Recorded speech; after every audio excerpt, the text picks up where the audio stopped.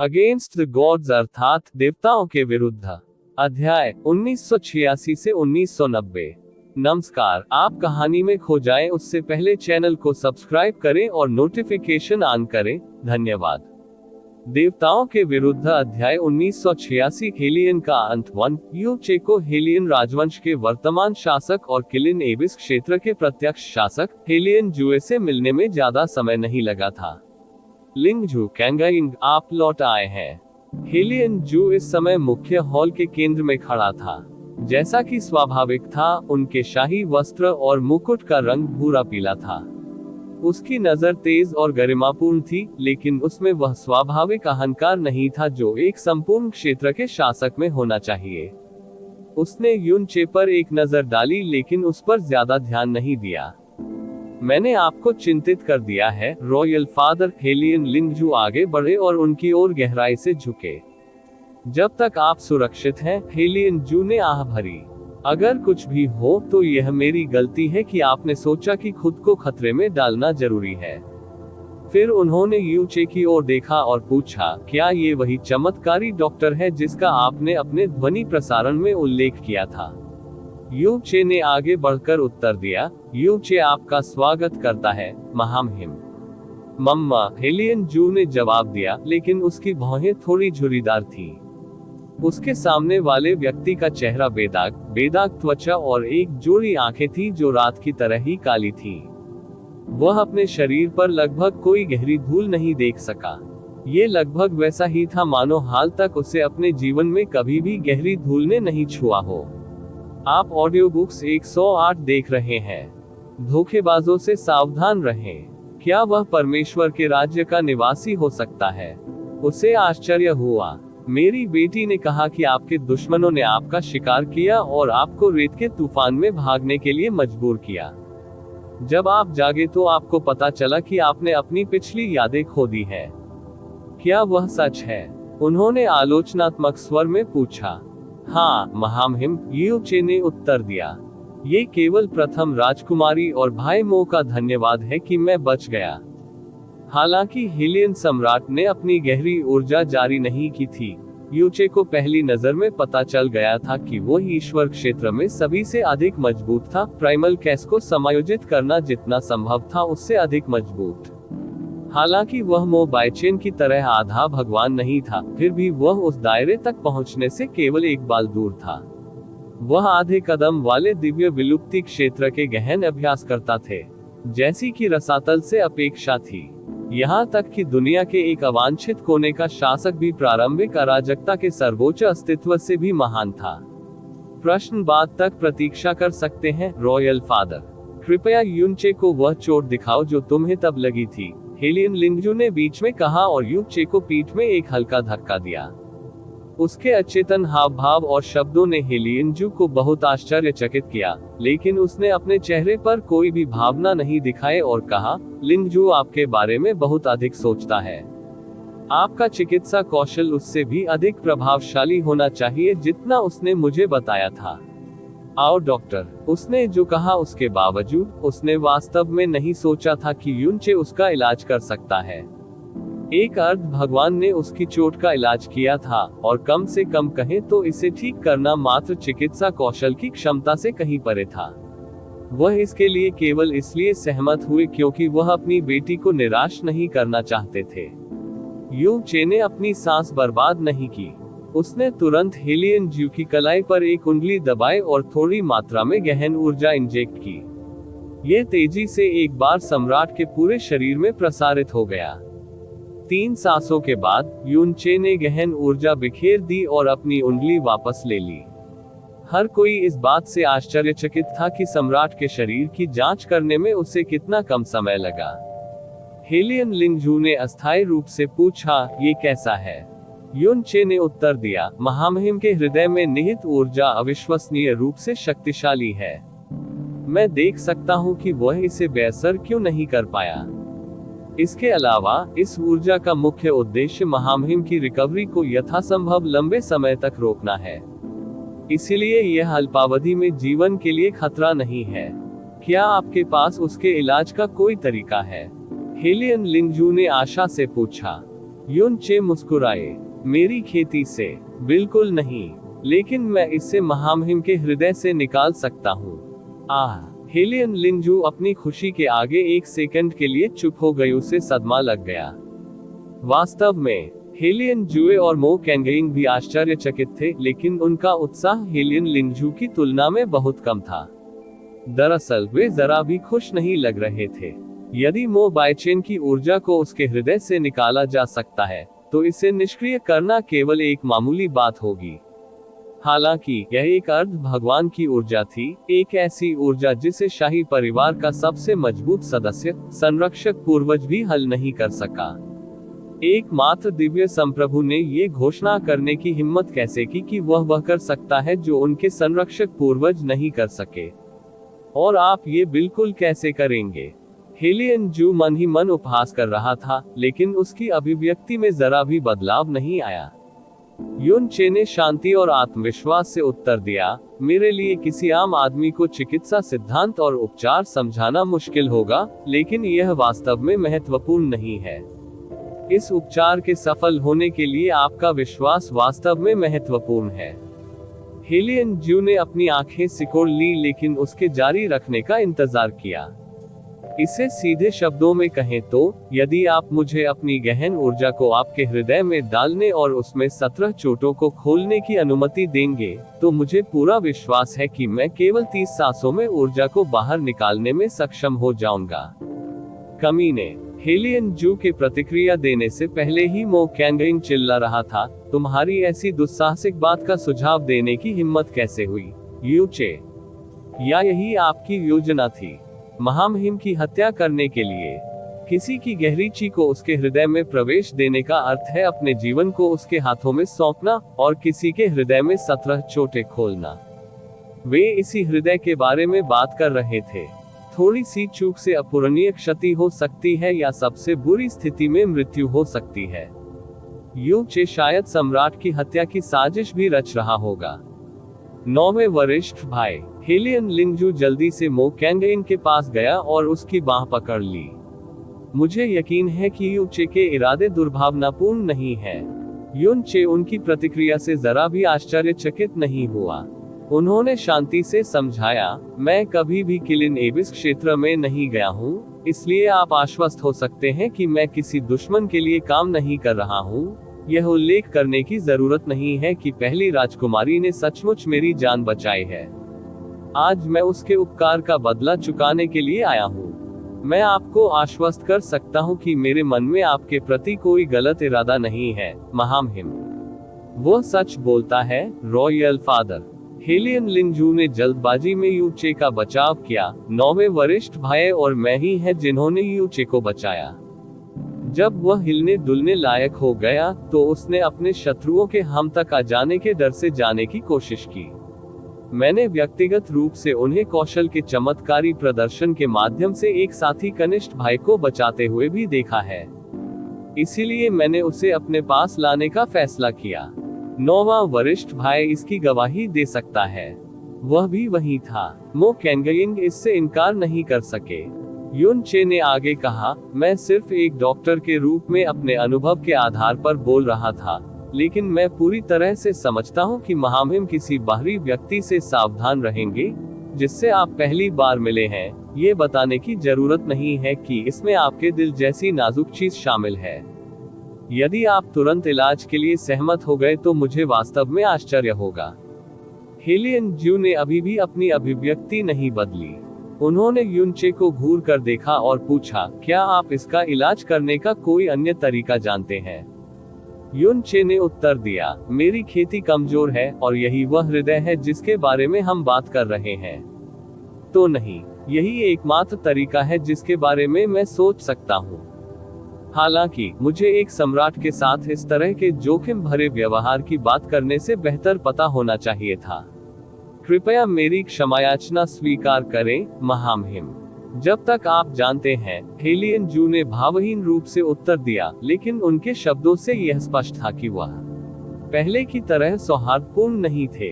Royal father, Helion लिंगजू ने तुरंत अपने पिता के गुस्से को भांप लिया और फिर से यू चे का बचाव करने की कोशिश की। मैं आपसे वादा करता हूँ कि यू चे एक बुरा व्यक्ति नहीं है। 9वें वरिष्ठ भाई, और मैंने अपनी आंखों से देखा कि उस दिन उसने हमारे कनिष्ठ भाई को कैसे बचाया। अगर मैं उसके कौशल से इतना प्रभावित नहीं होता तो मैं उसे आपके पास नहीं लाता। मुझे भरोसा है तुम पूरी तरह से, बेटी, हेलियन जू ने कहा, लेकिन तुम ये कैसे नहीं समझ पाए कि तुम्हारा अनुरोध कितना हास्यास्पद है। आप मुझसे एक ऐसे बाहरी व्यक्ति पर भरोसा करने के लिए कह रहे हैं जिससे मैं पहली बार मिला था और जिसके अतीत के बारे में मैं अपने जीवन के बारे में कुछ भी नहीं जानता। इसके अलावा, उसकी आंखें खतरनाक दरारों में सिमट गईं। मैं वास्तव में उत्सुक हूं कि आप अपने पिता का जीवन उस व्यक्ति को क्यों सौंपने को तैयार हैं जिसे आप 3 दिन से भी कम समय से जानते हैं। उनके तथाकथित चिकित्सा कौशल शायद उनकी एकमात्र विशेषज्ञता नहीं है। क्या ऐसा है? वास्तव में, मैं ये कहने का साहस करता हूं कि उनका अन्य कौशल उनके चिकित्सा कौशल से कहीं बेहतर है। रॉयल फादर, मैं, हेलियन लिंगजू उनकी बात का खंडन नहीं कर सके। आप सही हैं, महामहिम, यू चे ने शांति से उत्तर दिया। वास्तव में, वह इतना शांत था कि हेलियन जू हैरान होने के अलावा कुछ नहीं कर सका। उस स्थिति में, मेरे पास अब और रुकने का कोई कारण नहीं है। यहीं पर हम अलग हो जाते हैं। मैं पूरी तरह से ठीक होने के बाद पहली राजकुमारी का एहसान चुकाऊंगा।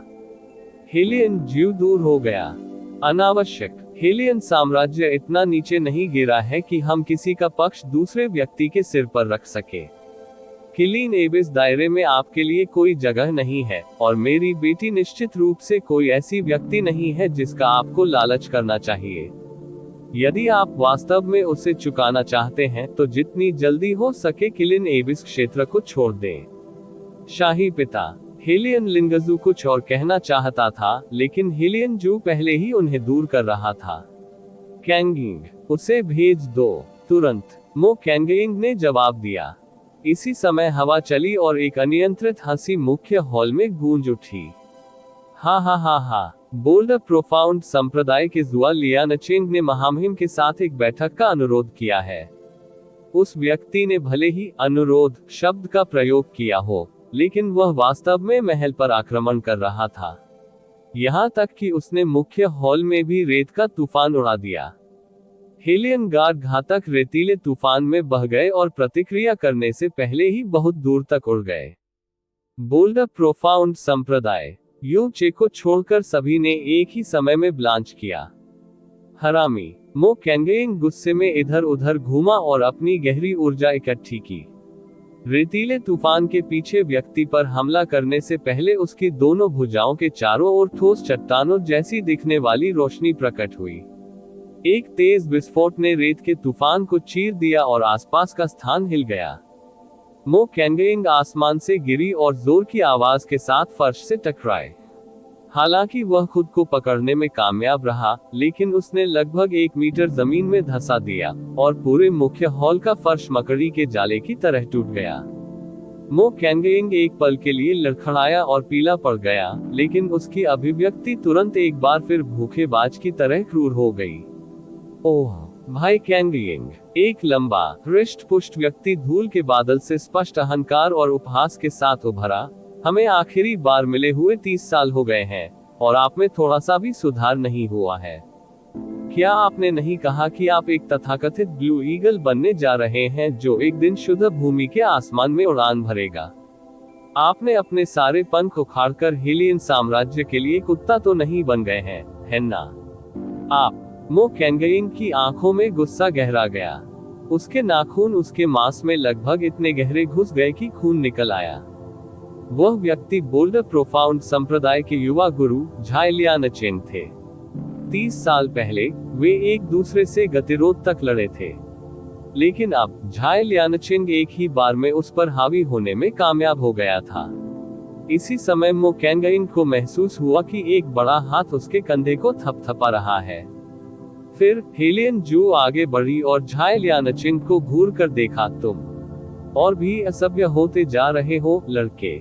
मैं देख सकता हूं कि तुम्हारे पिता ने तुम्हें शिष्टाचार सिखाने में उपेक्षा की है। यह एक अल्प कथन था। रसातल का सबसे धीमा व्यक्ति बता सकता था कि यह स्पष्ट उकसावे और अवमानना का प्रदर्शन था। हेलियन ज्यू की बहादुरी के बावजूद झाई लियानचेंग ने उसके बारे में बिल्कुल भी नहीं सोचा। झाई लियानचेंग अकेले नहीं आए थे, उनके साथ एक असाधारण युवक भी था। वह मध्यम कद के सर्वोच्च दिव्य सम्राट और एक साधारण व्यक्ति थे उपस्थिति। न तो हेलियन जुए और न ही मो कैंगइंग ने इस व्यक्ति को पहले देखा था। हालांकि एक सम्राट का सामना करने के बावजूद वह बिल्कुल शांत दिख रहे थे। जब वह मुख्य हॉल में सभी को ऊपर से नीचे देख रहे थे तो उनके चेहरे पर हल्की मुस्कान थी, जैसे वह किसी वस्तु की जांच कर रहे हो। वह झाई लियानचेंग से भी अधिक अहंकारी था और वह युवा मास्टर के पास खड़ा था, उसके पीछे नहीं। यू चे, हेलियन लिंगजू ने जो पहला काम किया वह यू चे को एक ध्वनि प्रसारण भेजना था। जैसे ही तुम्हें ऐसा करने का अवसर मिले, इस स्थान को छोड़ दो। यह आदमी बोल्डर प्रोफाउंड संप्रदाय का युवा गुरु है और वह कोई ऐसा व्यक्ति नहीं है जिसके साथ आप खिलवाड़ करना चाहते हैं। मैं तुम्हें बाद में ढूंढ लूंगा और तुम्हें भेज दूंगा, इसलिए जाओ। यू चे मुस्कुराए और हेलियन लिंगजू को सिर हिलाया, लेकिन उन्होंने एक भी मांसपेशी नहीं हिलाई। गड़गड़ाहट। रेत के बादल एक बार फिर मुख्य हॉल में घुस गए, लेकिन इस बार यह शाही रक्षक थे। उन्होंने दो अधिक संख्या में प्रतीत होने वाले घुसपैठियों को ऐसे घूरकर देखा जैसे वे उन्हें वहीं खा जाएंगे। हालांकि हेलियन जू ने उन्हें दूर कर दिया और घोषणा की, वापस ले लो। रेत के साथ भयावह आभा शीघ्र ही नष्ट हो गई। युन चे के होठों पर तिरस्कारपूर्ण मुस्कान फैल गई। उसने इस तथाकथित सम्राट की असली प्रकृति का पता लगा लिया था। पहली नजर में वह एक व्यापक दिमाग वाला और स्थिर व्यक्ति लग रहा था। वास्तव में वह सिर्फ एक कायर था जो थोड़ा सा भी जोखिम लेने से डरता था। अगर कोई इस तरह से सम्राट यू शहर में दाखिल हुआ होता तो यान थरी ने उनके निधन की खबर उसके कानों तक पहुंचने से बहुत पहले ही उन्हें अलग कर दिया होता। देवताओं के विरुद्ध अध्याय 1987। हेलियन का अंत। 2 शाही महल के रास्ते में हेलियन लिंगजू ने उन्हें किलिन एबिस क्षेत्र की वर्तमान संरचना के बारे में संक्षेप में बताया था। हेलियन साम्राज्य किलिन एबिस क्षेत्र में एक लंबे समय तक चलने वाला राजवंश था। आज तक इसे कभी भी बदला नहीं गया था। 20,000 साल पहले जिन संप्रदायों को हेलियन साम्राज्य की सेवा करनी थी, वे महत्वाकांक्षी हो गए और गुप्त रूप से अपनी ताकत बढ़ाना शुरू कर दिया। हेलियन साम्राज्य आत्मसंतुष्ट था क्योंकि उसे कभी चुनौती नहीं दी गई थी। जब तक उन्हें साजिश का पता चला तब तक बहुत देर हो चुकी थी। इसकी कमान के तहत 3 सबसे बड़े संप्रदाय इस हद तक बढ़ गए थे कि वह उन्हें दंडमुक्ति से बाहर नहीं कर सकता था। ये जानते हुए कि उनका भविष्य वस्तुतः एक दूसरे पर निर्भर है, तीनों संप्रदायों ने सक्रिय रूप से एक दूसरे की मदद की और यथासंभव एक दूसरे के विकास का समर्थन किया। शाही परिवार को गहरा खतरा महसूस हुआ, लेकिन वे अब उन्हें खुलेआम दबा नहीं सकते थे। हालांकि 3 संप्रदायों को गुप्त रूप से दबाने की उनकी कोशिशें भी विफलता में समाप्त हुई। आप ऑडियो बुक्स 108 देख रहे हैं। धोखेबाजों से सावधान रहें। समय बीतता गया और प्रतिभाएं आई और चली गईं। हालांकि जैसे कि इसे भाग्य ने ही तिरस्कृत कर दिया था, कुछ प्रतिभाओं ने कभी हेलियन साम्राज्य की शोभा बढ़ाई। दूसरी ओर हर गुजरती पीढ़ी के साथ तीनों संप्रदाय थोड़े मजबूत होते गए। आखिरकार वे उस बिंदु पर पहुंच गए जहां वे हेलियन साम्राज्य के साथ आमने सामने जा सकते थे। अंततः किलिन एबिस दायरे से परे के लोगों को भी पता चला कि यह क्षेत्र अब केवल हेलियन साम्राज्य का नहीं है। सत्ता अब एक राजवंश और 3 संप्रदायों के बीच साझा हो गई थी। किलिंग गॉड दायरे में प्रवेश करने का अधिकार, एक गुप्त क्षेत्र जो हर 600 साल में एक बार खुलता है, अब केवल हेलियन साम्राज्य का नहीं था। अब इसमें 3 संप्रदायों द्वारा भी प्रवेश किया जा सकता था। कई पीढ़ियों पहले तीनों संप्रदाय विशाल हो गए जिनकी हेलियन साम्राज्य को भी सराहना करनी चाहिए।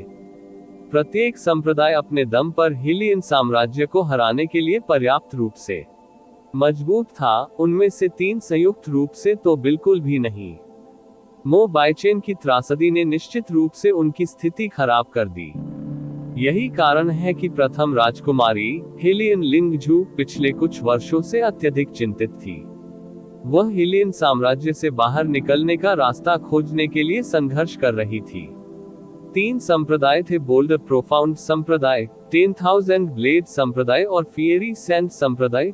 बोल्ड प्रोफाउंड संप्रदाय उनका नेता था। आज जुआई लियानचेंग ने व्यवहारिक रूप से शाही महल पर आक्रमण किया था और सम्राट को उसके चेहरे पर उकसाया था। इससे पता चलता है कि वे शाही परिवार के बारे में कितना कम सोचते थे। हेलियन जू के दृढ़ घूरने के बावजूद जुआई लियानचेंग अविचलित रहा। वास्तव में वह व्यवहारिक रूप से सम्राट पर मुस्कुराया और कहा, यह सच है कि मेरे शिष्टाचार में कमी है क्योंकि मैंने अपना अधिकांश समय खेती करने में बिताया है। मैं भाई कैंगइंग की तुलना में कुछ भी नहीं हूँ, जिन्होंने निश्चित रूप से शाही शिष्टाचार को पूरी तरह से याद किया होगा क्योंकि वह अपना अधिकांश समय आपका दामाद बनने की कोशिश में बिताते हैं। दरार। मो कैंगइंग ने अपनी मुट्ठी बहुत जोर से भींचने के कारण सचमुच अपनी एक उंगली तोड़ दी। हर कोई जानता था कि वह हेलियन लिंगजू से प्यार करता था और यह सच था कि हेलियन जू उसे अपना दामाद बनाने की योजना बना रहा था। हालांकि जुआई लियानचेंग इसे किसी बदसूरत चीज में बदलने में कामयाब रही। हेलियन जू की आवाज ठंडी हो गई। अपना व्यवसाय बोलें, युवा मास्टर। जुआई लियानचेंग ने हॉल में एकमात्र अपरिचित चेहरे यू चे पर एक नजर डाली, लेकिन उसने उस पर कोई ध्यान नहीं दिया और कहा, क्या आप जानना नहीं चाहते कि मेरे पास खड़ा व्यक्ति कौन है? महामहिम, मुझे कोई दिलचस्पी नहीं है। हेलियन जू इतना दूर नहीं गया था कि वह जुआई लियानचेंग को अपने ऊपर चलने की अनुमति दे। उत्तम। जुआई लियानचेंग की मुस्कुराहट चौड़ी हो गई। यह मत कहो कि जब साम्राज्य बदल गया तो मैंने तुम्हें चेतावनी नहीं दी थी। यदि उसने उसी समय सम्राट पर हमला कर दिया होता तो वह उन्हें और अधिक चकित नहीं कर सकता था।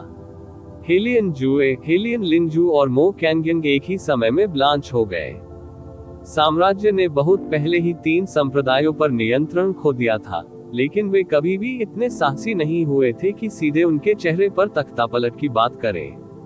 अब तक इसका अर्थ क्या है? इस बार हेलियन जू की आवाज बर्फ की तरह ठंडी थी। हे। जुआई लियानचेंग के बगल वाले व्यक्ति ने हल्की हंसी छोड़ी और पहली बार बोला, मैं ज़िमेन क्यूई हूँ। मैं अपने पिता की ओर से महामहिम का स्वागत करने आया हूँ। ज़िमेन। हेलियन जू की आंखें पिन में सिकुड़ गईं। क्या आप ज़िमेन बोरो के बेटे हैं? वह मैं हूँ, ज़िमेन क्यूई ने अहंकार पूर्वक घोषणा की। हाँ, हेलियन जू ने व्यंग्य किया।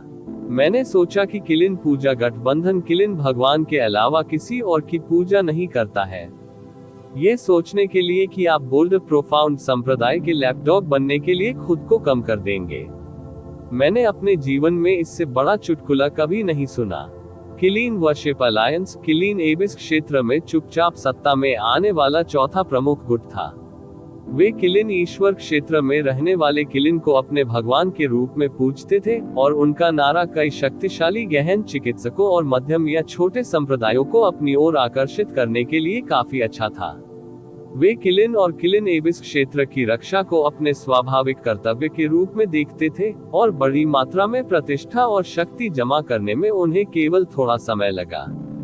हालांकि हेलियन साम्राज्य का मानना था कि वे अभी भी इतने कमजोर हैं कि उन पर कोई ध्यान नहीं दिया जा सकता।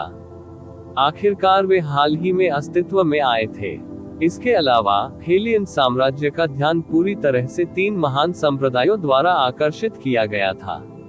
वे एक नए गुट की परवाह करने की जहमत नहीं उठा सकते थे जो धर्म पर केंद्रित था और प्रतीत होता है कि उसे सत्ता संघर्ष में कोई दिलचस्पी नहीं थी।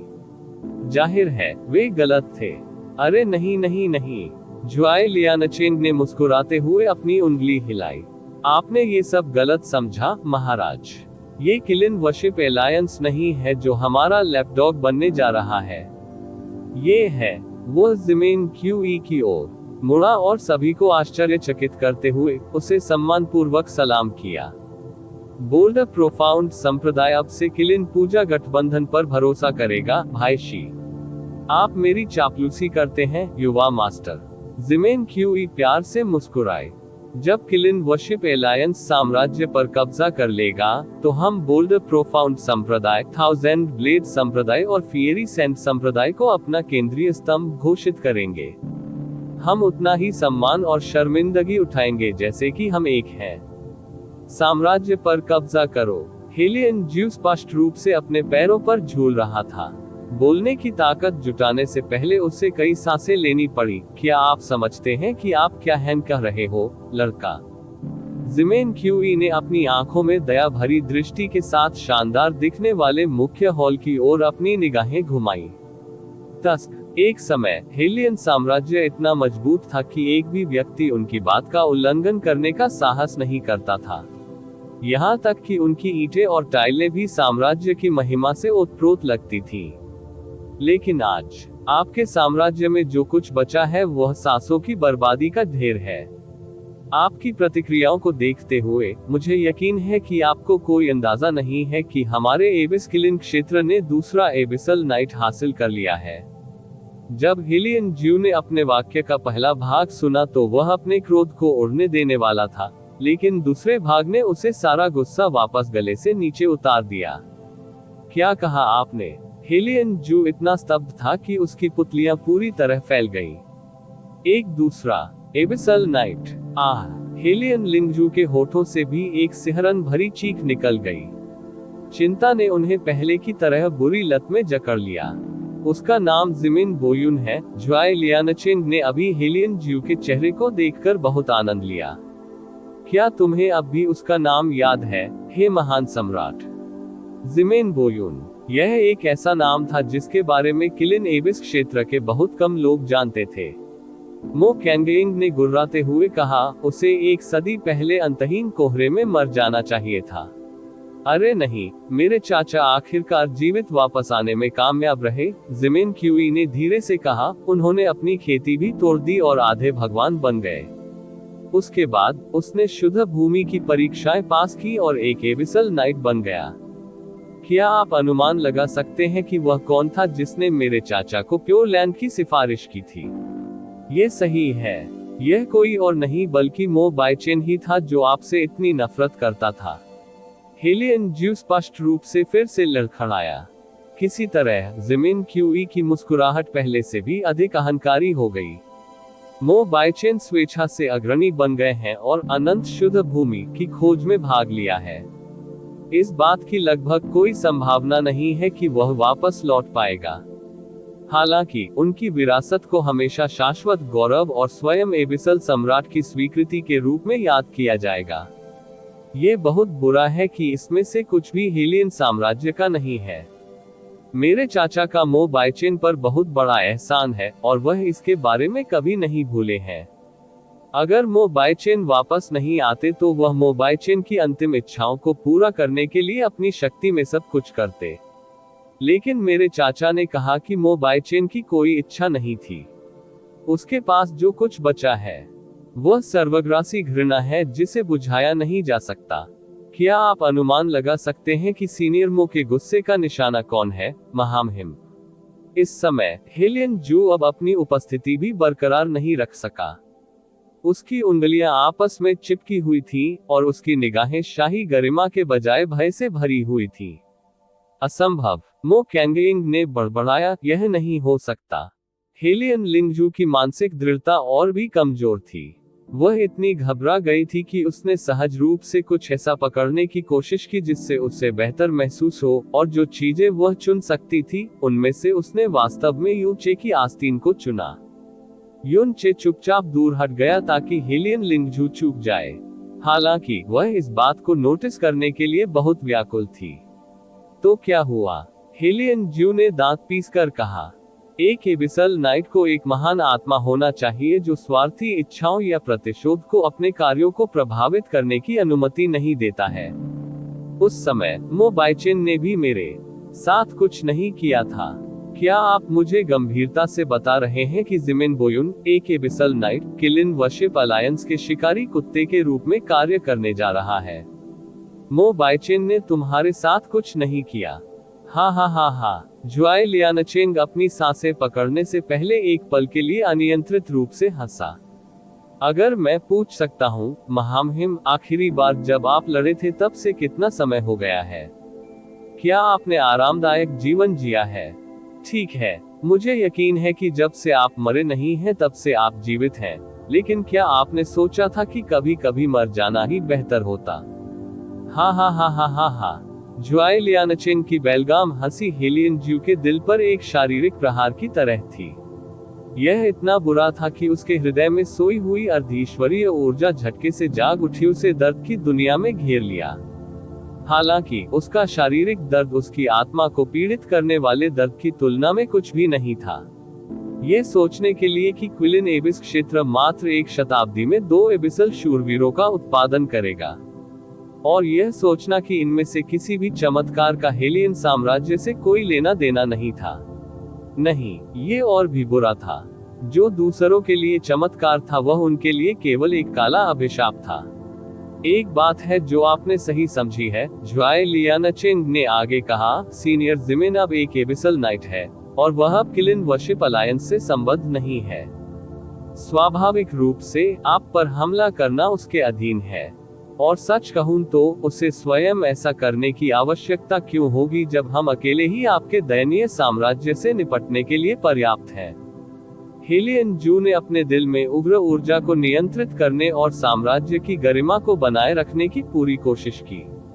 आप बहुत बोलते हैं, लेकिन आपने अभी तक हमें नहीं बताया कि आप आज क्यों आए हैं। एक बार फिर उसने अपने आसपास का निरीक्षण किया, और एक बार फिर उसने पुष्टि की कि दोनों व्यक्ति अकेले थे। कोई भी उनकी रक्षा नहीं कर रहा था या गुप्त रूप से उनका पीछा भी नहीं कर रहा था। ये सर्वोच्च स्तर की अवमानना थी। ओह, मुझे देखो, बातचीत इतनी सुखद है कि मैं लगभग भूल ही गया कि मैं वास्तव में यहाँ किस लिए आया हूँ। जिमेन क्यूई ने नकली एहसास में कहा, लेकिन गंभीर हो गया।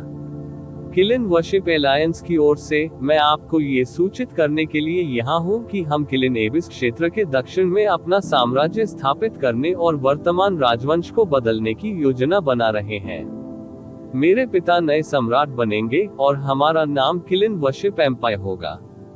इससे पहले कि हेलियन ज्यू अपना गुस्सा जाहिर कर पाता, ज्वाई लियानचेंग ने कहा, और बुल्डर प्रोफाउंड संप्रदाय, थाउजेंड ब्लेड संप्रदाय और फियरी सैंड संप्रदाय अपने संरक्षक संप्रदायों के रूप में किलिन पूजा साम्राज्य में शामिल हो जाएंगे। हम साम्राज्य के प्रति सदैव वफादार रहेंगे। आप बस। हेलियन जू ने कांपती हुई उंगली उठाए और दोनों की ओर इशारा करने की कोशिश की। हालांकि उसके चेहरे से खतरनाक डर से खून बह रहा था, और वह सचमुच अपने पैरों पर झूल रहा था। पिता। हेलियन लिंगजू घबरा गया और उसका समर्थन करने के लिए दौड़ पड़ा। किलिन एबिस क्षेत्र न तो बड़ा है और न ही छोटा, लेकिन निश्चित रूप से इसमें 2 साम्राज्यों के सहअस्तित्व के लिए पर्याप्त जगह नहीं है।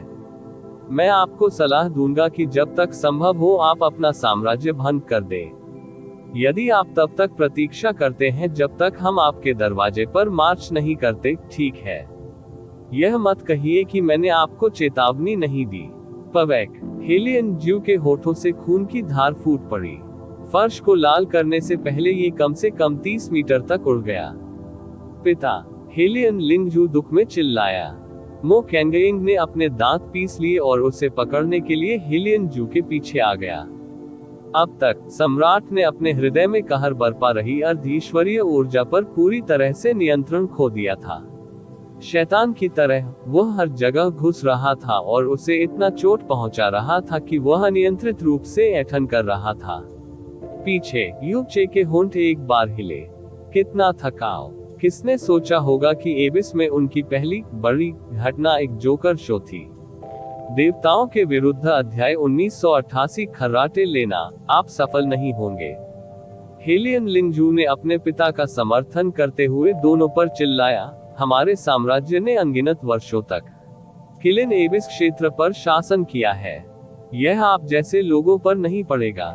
क्या ऐसा है? मुझे पूरा यकीन है कि आपके पिता और आपके चाहने वाले पति आपकी भावनाओं से सहमत नहीं है। ज्वाई लियानचेंग हंसे। हालांकि यह ठीक है। ये देखते हुए कि आपके पास कितना समय बचा है, आपका भोलापन अभिशाप के बजाय वरदान हो सकता है। आप पर्याप्त। इसी समय हेलियन जू ने अपना हाथ उठाया और हेलियन लिंगजू के जवाब को बाधित कर दिया। मुझे हमेशा से पता था कि ऐसा हो सकता है, लेकिन इतनी जल्दी नहीं और किलिन वर्शिप अलायंस की ओर से तो निश्चित रूप से नहीं। तुम्हें और क्या कहना है? बोलना। हेलियन जू अपने पैरों पर वापस खड़ा होने में कामयाब रहा, लेकिन वह अभी भी समय समय पर दर्द से छटपटा रहा था। यह एक दयनीय दृश्य था। आप इस वर्ष के किलिन एबिस सम्मेलन को छोड़ देंगे। ज्वाई लियानचेंग ने इस बार नाटकीयता छोड़ने का फैसला किया। दोनों के बीच साझा करने के लिए बमुश्किल पर्याप्त क्विलिंग गॉड रियलम है। 4 गुट। 5 किसी को काटना होगा, और निश्चित रूप से वह आप ही होंगे। अत्यधिक क्रोध के कारण मो कैंगियन के फेफड़े लगभग फट गए। किलिंग गॉड दायरे की स्थापना स्वयं एबिसल सम्राट ने की थी।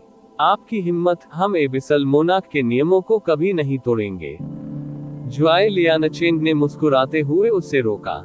लेकिन किलिन ईश्वर क्षेत्र में प्रवेश का अधिकार हमेशा ताकत से तय किया गया है। यदि आपको लगता है कि आप भाग लेने के योग्य हैं, तो बेझिझक अपना चेहरा दिखाएं। हम आपको खुद को अपमानित होते हुए देखने के लिए तैयार हैं। आप ऑडियो बुक्स 108 देख रहे हैं। धोखेबाजों से सावधान रहें।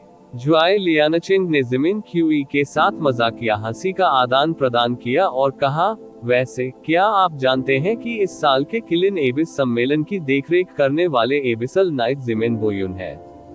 किसने सोचा होगा? ठीक है, वार ऐसे आते रहे जैसे ये कभी खत्म ही नहीं होंगे। मो कैंगेइंग अपने दांत इतनी जोर से पीस रहा था कि उसके मसूड़ों से खून बह रहा था। किलिन ईश्वर क्षेत्र वह स्थान था जहां अंतिम किलिन रहता था और पृथ्वी तत्व की सबसे समृद्ध मात्रा वाला स्थान था। ये कहना अतिशयोक्ति नहीं होगी कि अनगिनत प्रतिभाएं बनाई गईं और किलिन गॉड दायरे में बाधाओं को तोड़ दिया गया। यहाँ तक कि हेलियन लिंगजू, जो युगों से चरम दिव्य संप्रभु क्षेत्र में फंसी हुई थी, किलिन भगवान क्षेत्र में अपनी सफलता हासिल करने की उम्मीद कर रही थी। यदि वे किलिन गॉड दायरे में प्रवेश करने का अधिकार भी खो देते हैं, तो यह वास्तव में हेलियन साम्राज्य के लिए खत्म हो जाएगा। हो सकता है कि हम तीनों संप्रदायों के लिए कोई मुकाबला न कर सके, लेकिन कौन कहता है कि हम किलिन वर्शिप एलायंस को नहीं हरा सकते? मो कैंगेइंग ने कहा। यदि केवल हेलियन लिंगजू के लिए, वह बिना किसी लड़ाई के किलिन गॉड दायरे में भाग लेने का अधिकार कभी नहीं छोड़ेगा। आप सही हैं। आखिरकार किलिन गॉड एलायंस की स्थापना हुए कुछ ही समय हुआ है। जैसा कि आप कहते हैं, जरूरी नहीं कि वे हेलियन साम्राज्य को हराने में सक्षम हो, लेकिन लगता है आप कुछ महत्वपूर्ण बात भूल गए हैं। ज्वाई लियानचेंग ने आधी झुकी आंखों से मो कैंगेइंग को देखा। किलिन वर्शिप एलायंस को अभी एबिसल नाइट का समर्थन प्राप्त है। वरिष्ठ जिमेन के अधिकार के साथ उसके लिए शक्तिशाली सहायकों की भर्ती करना बहुत आसान होगा। लेकिन हेलियन साम्राज्य ऐसा नहीं कर सकता। अब क्या आप कर सकते हैं? आपके पास अपने योद्धाओं को खड़ा करने के लिए पर्याप्त संसाधन भी नहीं बचे हैं। क्या आपको लगता है कि आप एक भी ऐसे व्यक्ति को काम पर रख सकते हैं जो किलिन एबिस सम्मेलन में अच्छा प्रदर्शन करने के लिए पर्याप्त मजबूत हो? मो कैंगेइंग उस पर कुछ नहीं कह सके। जिमेन क्यूई इत्मीनान से शामिल हुए। यदि आप वास्तव में चाहते हैं कि हम आपके चेहरे पर इतनी बुरी तरह से कदम रखें, तो मुझे आपको प्रारंभिक चेतावनी देने में कोई आपत्ति नहीं है। उसने एक उंगली उठाए और धीरे धीरे उसे इस तरह मोड़ा जैसे वह किसी चींटी को कुचल रहा हो। हमने इस सम्मेलन के लिए कई शक्तिशाली सहायकों की भर्ती की है, लेकिन उनमें से एक भी हर किसी को कुचलने के लिए पर्याप्त है। अकेला तुम में से एक, आपका और आपकी तथाकथित प्रतिभाओं का उनकी ताकत का स्वाद चखने के लिए स्वागत है, लेकिन मैं कोई वादा नहीं करता कि आप जीवित वापस आएंगे या नहीं। आप क्या कर रहे हैं? हेलियन जू का चेहरा चादर की तरह सफेद हो गया। उसके हृदय में प्रचंड गहन ऊर्जा के कारण वह फिर से कमजोर होने लगा था। अगर आपका काम हो गया तो दफा हो जाओ।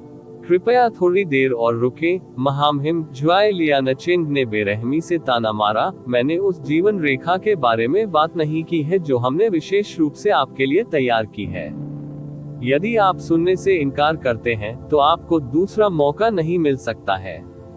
उद्धरण चिन्ह उद्धरण चिन्ह। हेलियन जू झुआ लियानचेन को बकवास करने के लिए कहना चाहता था, लेकिन जीवन रेखा शब्द उसकी आत्मा में गहराई से गूंजता था। परिश्रम से उसकी छाती फूल गई, लेकिन अंत में उसने कहा, बोलो। झुआए लियानचेन मुस्कुराए। हेलियन परिवार कई वर्षों तक किलिन एबिस क्षेत्र का शासक था। यदि सत्ता परिवर्तन के कारण संघर्ष उत्पन्न होता है तो लोगों को चोट पहुंचेगी और पूरे किलिन एबिस क्षेत्र को नुकसान होगा। और यदि कोई प्रकाश को देखने के लिए बहुत जिद्दी था तो आपका पूरा वंश अस्तित्व से ही नष्ट हो सकता है। ऐसा होता देखकर हमें गहरा दुख होगा। वह व्यावहारिक रूप से उन्हें उनके चेहरे पर धमकी दे रहा था, लेकिन हॉल में हर व्यक्ति जानता था कि यह बहुत हो सकता है अच्छा हुआ। बोल्डर प्रोफाउंड संप्रदाय, थाउजेंड ब्लेड संप्रदाय और फियरी सैंड संप्रदाय के लिए हेलियन साम्राज्य को कुचलना बहुत आसान होगा। हेलियन जू अपने प्रति दुख, अफसोस और नफरत से भरा हुआ था। यदि उसने उस समय मोबाइचेन के परिवार को नहीं छोड़ा होता तो एबिसल नाइट हेलियन साम्राज्य की सबसे मजबूत रीढ़ बन गया होता। कम से कम जब वे नीचे थे तो तीनों संप्रदायों के पास उन्हें लात मारने का साहस नहीं था।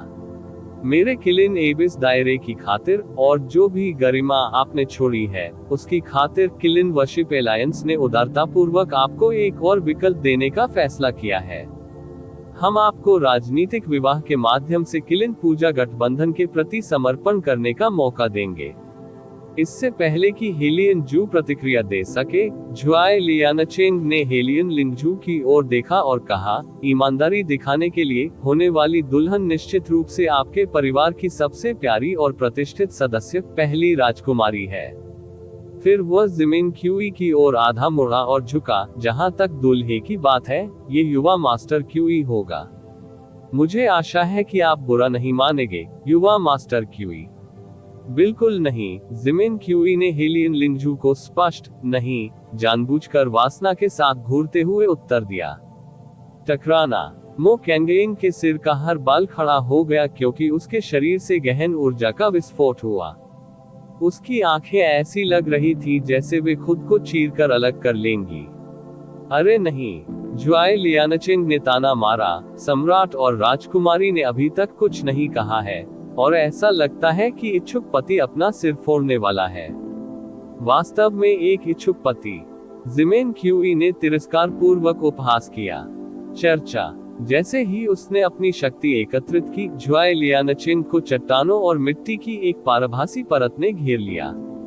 क्या तुम मुझसे लड़ना चाहते हो, मो कैंगेइन? चलो भी। हेलियन के सभी कुत्तों में से तुम ही वह हो जिससे मैं सबसे अधिक नफरत करता हूँ। अपने दोनों हाथों से तुम्हारे पंख तोड़ने से ज्यादा आनंद मुझे किसी और चीज में नहीं आएगा। नहीं, नहीं। हेलियन लिंगजू ने मो कैंगेइन की बांह कसकर पकड़ ली। ऐसा कोई रास्ता नहीं था जिससे हेलियन साम्राज्य एक ही समय में 3 संप्रदायों और किलिन उपासना गठबंधन के खिलाफ लड़ सके। उनके जीतने की संभावना 0 से भी कम थी। तो इस स्थिति में उन्हें क्या करना चाहिए? यदि वे मृत्यु तक लड़ते रहे तो हेलियन वंश विलुप्त हो सकता था, और उनके साम्राज्य में जो कुछ बचा था वह लाशों और उनके इतिहास का पहाड़ था। यदि उन्होंने समर्पण कर दिया तो वे अपनी सारी गरिमा खो देंगे, लेकिन कम से कम वे अपनी वंशावली को संरक्षित करने में सक्षम होंगे। ये 3 संप्रदायों के लिए जीवन रेखा थी और किलिन वर्शिप एलायंस ने उन्हें पेश किया था, लेकिन यह एक ऐसी चीज थी जो शर्म से भरी थी। इस समय हेलियन जू दर्द से लगभग बेसुध थी।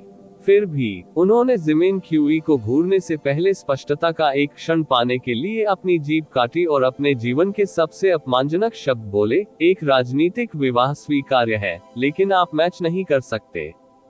कम से कम यह जिमेन बोरोव का चुना हुआ उत्तराधिकारी होना चाहिए। किलिन वर्शिप अलायंस का युवा master Zeeman Hong. Zeeman QE शक्तिशाली लग रहा था, लेकिन ऐसा कोई रास्ता नहीं था कि वह जिमेन बोहोंग का उत्तराधिकारी हो। यदि वह होता तो ऐसा कोई रास्ता नहीं था जिससे हेलियन जू उसे पहचान न पाती। ऐसा बिल्कुल भी नहीं था कि वह अपनी बेटी को जिमेन बोहोंग के आम बेटे से शादी करने के लिए स्वीकार करेंगे। महाराज। आवाज कर्कश, मो कैंगेइन ने अविश्वास से हेलियन जू को घूरना शुरू कर दिया। उनका क्रोध और गहन ऊर्जा विकृत हो गई, मानो उन्हें किसी चीज ने चीर दिया हो। जुआई लियानचेंग और जिमिन क्यूई एक सेकंड के लिए स्तब्ध रह गए। फिर वे जोर जोर से हंसने लगे। हा हा हा हा हा हा हा हा हा। जुआई लियानचेंग सचमुच खुद पर नियंत्रण नहीं रख सके। वह आगे पीछे ऐसे डोल रहा था जैसे उसने दुनिया का सबसे मजेदार चुटकुला सुना हो। आप क्या सोच रहे हैं, हेलियन ज्यू?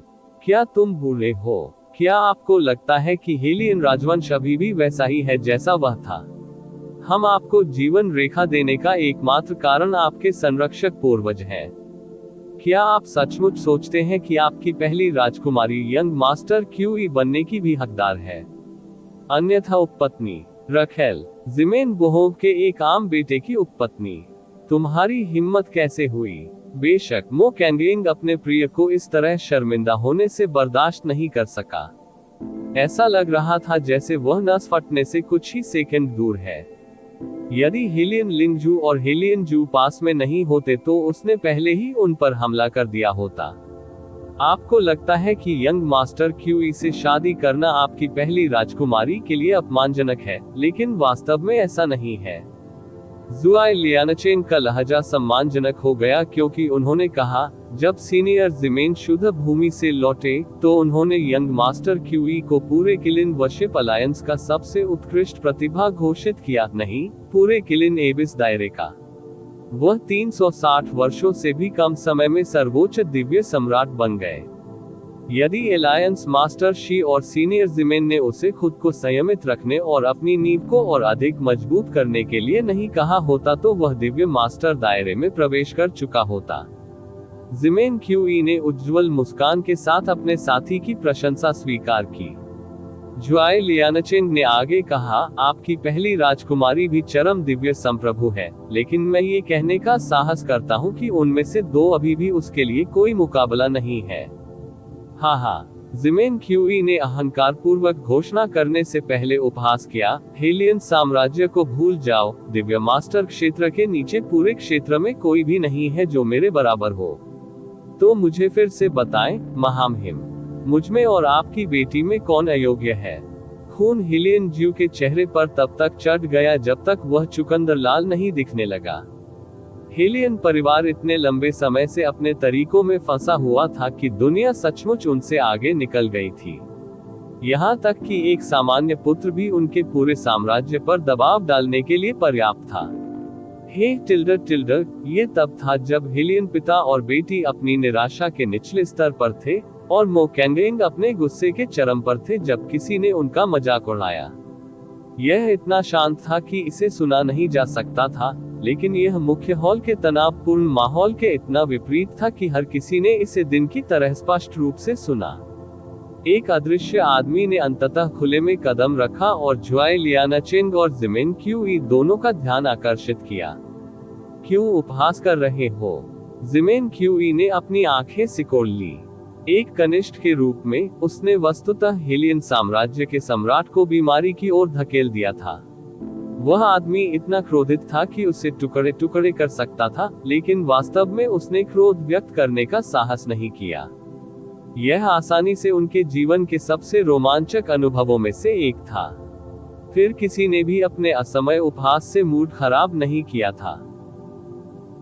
देवताओं के विरुद्ध अध्याय 1989 स्टॉम्प ऑनलाइन। दुर्घटना घटित होने के बाद प्रतिक्रिया देने वाला पहला व्यक्ति हेलियन लिंगजू था।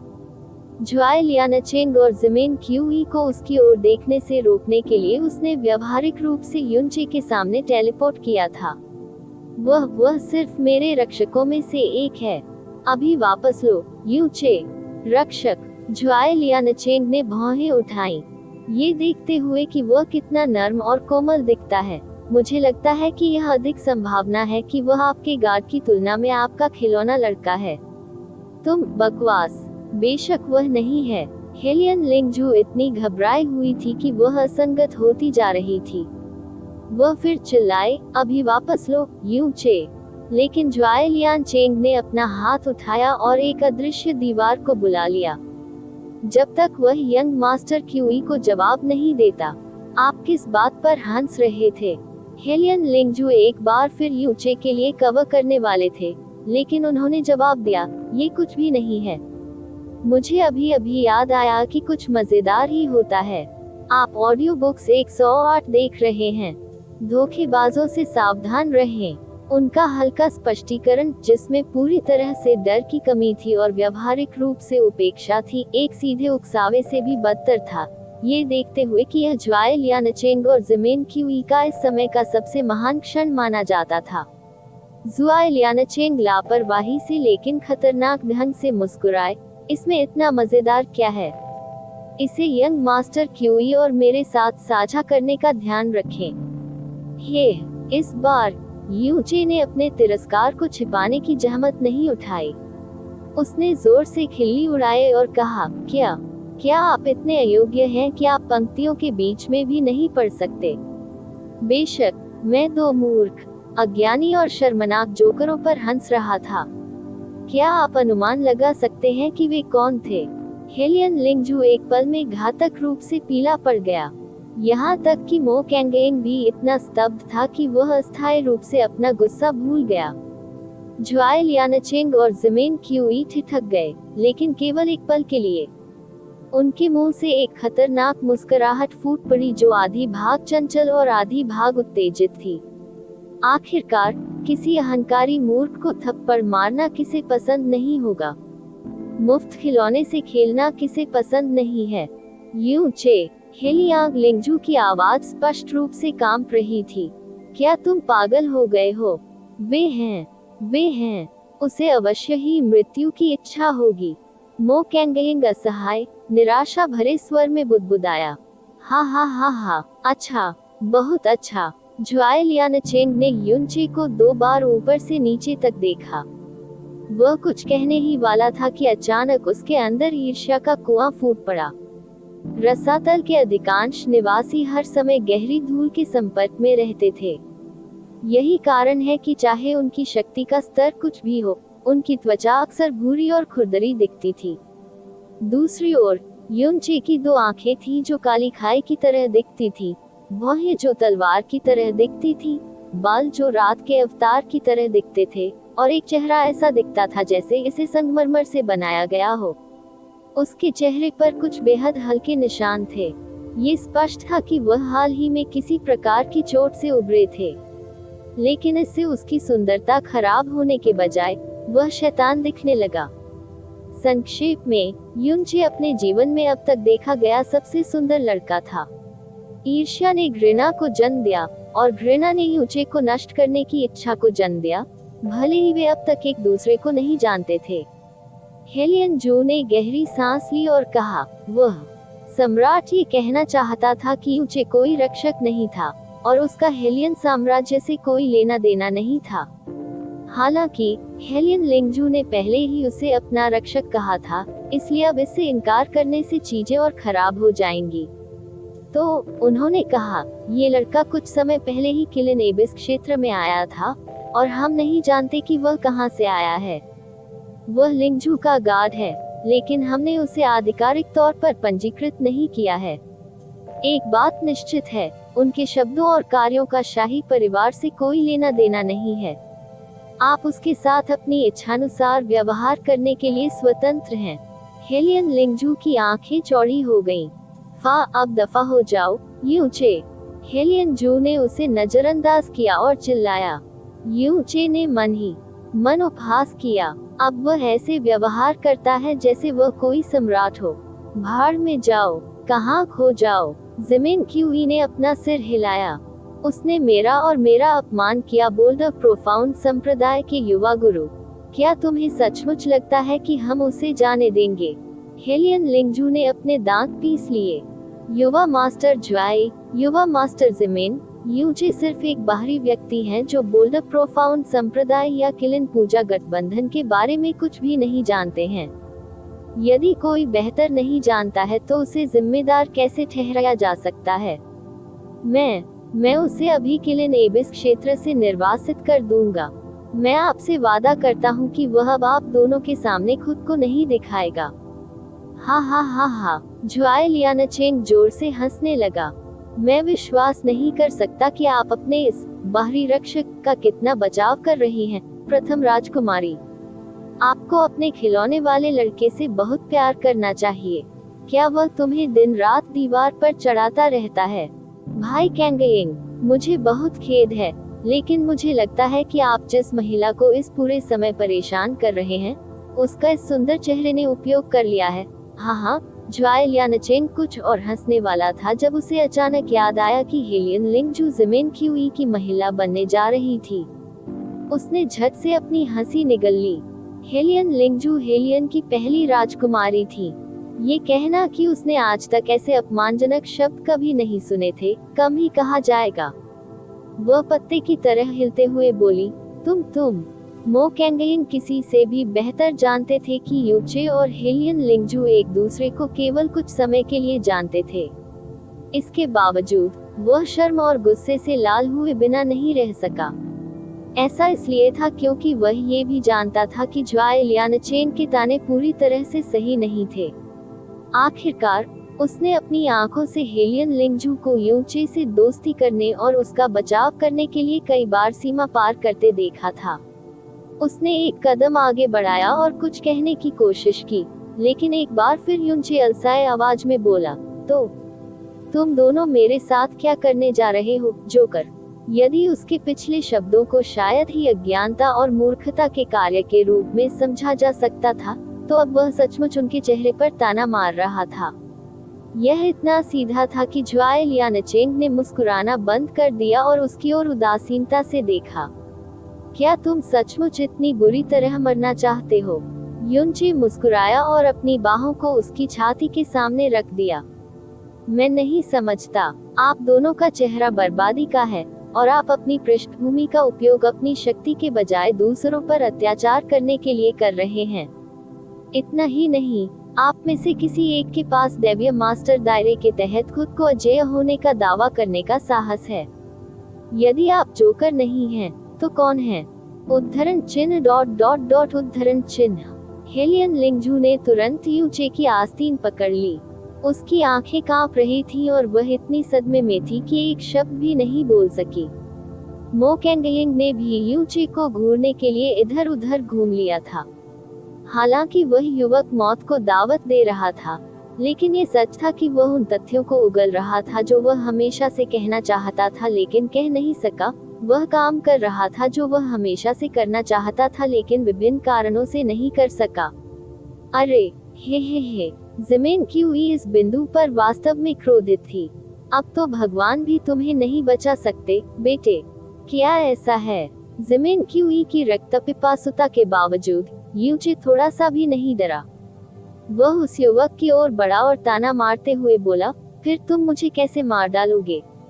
ओह सही यूचे ने अपनी भौहें ऊपर उठाई। आप दिव्य गुरु क्षेत्र के अंतर्गत एक तथाकथित बेजोड़ गहन अभ्यासी हैं। चूंकि हम दोनों दैवीय संप्रभु हैं, मुझे यकीन है कि आप मुझे अपनी हथेली घुमाने जितनी आसानी से मार सकते हैं, है ना? यूचे ज़मीन क्यूई से लगभग 1 मीटर का छठा हिस्सा लंबा था, इसलिए जब वह करीब आया तो ये स्पष्ट हो गया कि कौन किसकी ओर देख रहा था। भले ही ऐसा मामला नहीं था, लेकिन उसकी आंखों में छिपी घृणा और तिरस्कार ने ये स्पष्ट कर दिया कि वह वास्तव में सोचता था कि किमेंशी अपने दिल की गहराई से एक शर्मनाक विदूषक था। ज़मीन क्यूई की अभिव्यक्ति अचानक बदसूरत हो गई।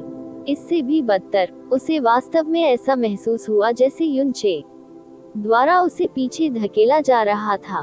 उसे इस बात का अंदाजा नहीं था कि उससे पहले वाला युवक पूरे ब्रह्मांड का सम्राट था। ज़मीन क्यूई की मुस्कान धीरे धीरे विकृत हो गई क्योंकि उसे गुस्सा आ गया था। उसने अपनी कलाइयों को थोड़ा हिलाया और गहरे स्वर में कहा, ये पहली बार है कि मैं किसी ऐसे व्यक्ति से मिला हूँ जो इस बुरी तरह मरना चाहता है। चूंकि तुम स्वयं मेरे पास आए हो, तो यही उचित होगा कि मैं तुम्हारी इच्छा पूरी कर दूं, ठीक है? जैसे ही उसने ये कहा, उसकी उंगलियों से पत्थर निकल आया और उसने यूचे के गले को पकड़ लिया। यदि लग गया तो वह निश्चित ही अपना गला फाड़ डालेगा। दोनों सचमुच एक दूसरे से एक कदम दूर थे, और ज़मीन क्यूई ने बिना किसी चेतावनी के हमला किया था, इसलिए कोई भी समय पर अचानक हमले पर प्रतिक्रिया नहीं कर सका। यहाँ तक कि हेलियन लिंगझू भी केवल एक भयानक चीख ही निकाल सका। टकराना। ऐसा लग रहा था जैसे एक ही समय में सैकड़ों वज्रपात हो रहे हों। वहां मुरझाए पीले रंग की एक चमक थी और एक आदमी को दीवार में फेंक दिया गया था। हेलियन लिंगझू ने अचानक चिल्लाना बंद कर दिया और ज्वाई लियानचेन की तीखी मुस्कान उसके चेहरे पर जम गई। ऐसा इसलिए था क्योंकि यूचे अभी भी वहीं खड़ा था जहां वह था और उसके चेहरे पर एक अजीब सी मुस्कान थी। हिलना तो दूर, झटके से उसका बाल भी नहीं टूटा। ज्वाई लियानचेन उस छायाचित्र की ओर घूमा जो कठिनाई से दीवार से नीचे लुढ़क रहा था। यह कोई और नहीं बल्कि ज़िमेन क्यूई था। ज़िमेन क्यूई का सिर और घुटने एक ही समय में जमीन से टकराए। वह इस समय हवा में सुखाए गए मेढक से बेहतर नहीं लग रहा था। अगर उसे इतना बदसूरत दिखने से बचना था तो उसे तुरंत अपने पैरों पर वापस खड़ा हो जाना चाहिए था, लेकिन वह सांसों तक इसी स्थिति में रहा जैसे कि वह अचानक एक भयानक दुर्स्वप्न में गिर गया हो। ज्वाई लियानचेन स्तब्ध रह गया। हेलियन लिंगझू, हेलियन जुए और मो कैंगयिंग भी स्तब्ध रह गए। जब ज़िमेन क्यूई अंततः पृथ्वी पर वापस आया तो उसने यूचे को देखा और चिल्लाया, तुम, वाह! एक आंधी चली और एक छाया तेजी से ज़िमेन क्यूई की दृष्टि पर हावी हो गई। Boom bang! यूचे ने सीधे उसके चेहरे पर लात मारी और उसकी सुरक्षात्मक गहन ऊर्जा को एक पल में चकनाचूर कर दिया। उसे तुरंत एक बार फिर दीवार में चुनवा दिया गया। टक्कर इतनी जोरदार थी कि दीवार का पूरा हिस्सा टुकड़े टुकड़े हो गया। यूचे ने सचमुच अपना पूरा सिर दीवार में दे मारा था, केवल निचला आधा हिस्सा बाहर रह गया था। यूचे इत्मीनान से ज़िमेन क्यूई के पास गया और युवा मास्टर के चेहरे पर अपना पैर रख दिया। फिर उसने ताना मारते हुए आगे पीछे रगड़ना शुरू कर दिया, आप मजाक कर रहे होंगे। हम दोनों दैवीय संप्रभु हैं और फिर भी आप मुझ मात्र रक्षक से एक प्रहार भी नहीं सह सकते। इसे आप दिव्य गुरु क्षेत्र के अंतर्गत बेजोड़ कहते हैं। क्या मैं पागल हूँ या तुम पागल हो? मैं अपने शब्द वापस लेता हूँ। तुम्हें जोकर कहना जोकरों का अपमान होगा। हेलियन लिंगझू का मुंह खुला रह गया। वह काफी देर तक कुछ नहीं बोल सकी। यहाँ तक कि हेलियन जू भी अपने दिल से आने वाले तेज दर्द को भूल गया था। हालांकि इस नतीजे से जो सबसे अधिक स्तब्ध था वह जुई लियानचेन था। वह किसी से भी बेहतर जानता था कि ज़िमेन क्यूई कितना मजबूत था। ज़िमेन बोरोंग ने उससे अपनी सफलता को दबाने के लिए भी कहा था ताकि ज़िमेन बोयुन उसे वर्षों से शुद्ध भूमि से वापस लाई गई चमत्कारी आध्यात्मिक जड़ी बूटियों से मजबूत कर सके। ये दावा कि किलिन एबिस क्षेत्र में ज़िमेन क्यूई बेजोड़ था, झूठ नहीं था। ज़िमेन बोयुन वह व्यक्ति था जिसने दावा किया था कि वह दिव्य गुरु के अधीन बेजोड़ था, और फिर भी पृथ्वी पर यूचे, एक और चरम दिव्य संप्रभु, उसे कैसे पराजित करने में कामयाब रहा जैसे कि वह कुछ भी नहीं था। ग्ररिक! दीवार के अंदर से एक दबी दबी कराह की आवाज आई, जिसके बाद एक खून जमा देने वाली चीख सुनाई दी। बूम! दीवार अचानक फट गई और ज़िमेन क्यूई अंततः यूचे के जूते के तलवे से बचने में कामयाब रही। जब वह लड़खड़ाकर अपने पैरों पर वापस खड़ा हुआ तो उसके चेहरे और सिर के पिछले हिस्से से बहुत खून बह गया। जब उसने अपना चेहरा पोंछा और अपनी हथेली पर लगे खून को देखा तो उसकी आंखें और उसका चेहरा और अधिक उन्मत्त हो गया। उसे कोई दर्द महसूस नहीं हो रहा था क्योंकि उसका दिल अपमान और हिंसा की इच्छा से पागल हो रहा था। यह इतना जबरदस्त था कि उसे ऐसा लगा जैसे उसके शरीर की हर कोशिका जीवित जल रही हो। वह ज़िमेन क्यूई था, जो कि किलिन वर्शिप एलायंस के गठबंधन मास्टर का बेटा और किलिन वर्शिप राजवंश का भावी राजकुमार था। उनकी प्रतिभा इतनी उत्कृष्ट थी कि ज़िमेन बोयुन ने भी उनकी मुक्त कंठ से प्रशंसा की, यह मानते हुए कि वह उतनी ही तेजी से बढ़ता रहा जितना उसने किया था। ऐसा नहीं था, यह संभव था कि उसके पिता उसके बड़े भाई के स्थान पर उसे युवराज बनाना चाहें। हालांकि यूचे ने उसे उड़ा दिया था और उसके चेहरे पर कदम भी रख दिया था। वह महज एक चरम दिव्य संप्रभु था और वह महज एक राजकुमारी रक्षक था जिस पर अब तक उसका ध्यान भी नहीं गया था। उसे इतनी बुरी तरह कभी शर्मिंदा नहीं होना पड़ा था। वह लाखों बार मर सकता है और इस शर्म को कभी नहीं भूल सकता। तुम कूड़ा ढोते हो, कुतिया के बेटे, गुलाम। उसने दांत पीसकर सबसे घृणित श्राप दिया जिसे वह जानता था, मैं तुम्हें अपने दोनों हाथों से मार डालूंगा। गंभीरता से युनचे ने केवल उसे ऐसे घूरा जैसे वह किसी दयनीय मूर्ख को देख रहा हो। देवताओं के विरुद्ध अध्याय 1990। दमन। उस पल गुस्से और शर्म ने ज़िमिन क्यूई की इंद्रियों पर पूरी तरह से कब्जा कर लिया। उसे वस्तुतः इसकी परवाह नहीं थी कि वह कहाँ है या कैसे कर रहा है। जैसे ही वह युनचे की ओर झपटा, उसके पैरों के नीचे की जमीन फट गई। उसकी गहन आभा चीखते हुए राक्षस की तरह अराजक थी। उसी समय उसके हाथ में लगभग 3 मीटर लंबा एक चट्टानी भाला दिखाई दिया। वह पीली रोशनी से घिरा हुआ था और ड्रैगन की तरह दहाड़ रहा था। आप ऑडियो बुक्स 108 देख रहे हैं। धोखेबाजों से सावधान रहें। ड्रैगन पकड़ने वाला भाला, हेलियन ज्यू ने सदमे में कहा, ये सोचने के लिए कि ज़िमिन बोरोंग अपने उत्तराधिकारी ज़िमिन होन के बजाय ज़िमिन क्यूई को भाला देगा। इससे पता चलता है कि ज़िमिन बोरोंग ज़िमिन क्यूई को कितना महत्व देता है। इस समय आए तीव्र तूफान ज़िमिन क्यूई ने उपस्थित सभी लोगों को स्तब्ध कर दिया। ये किसी भी दैवीय संप्रभु के अधिकार से कहीं अधिक मजबूत था। उस समय वह एक गरीब आदमी के दिव्य गुरु की तरह लग रहे थे।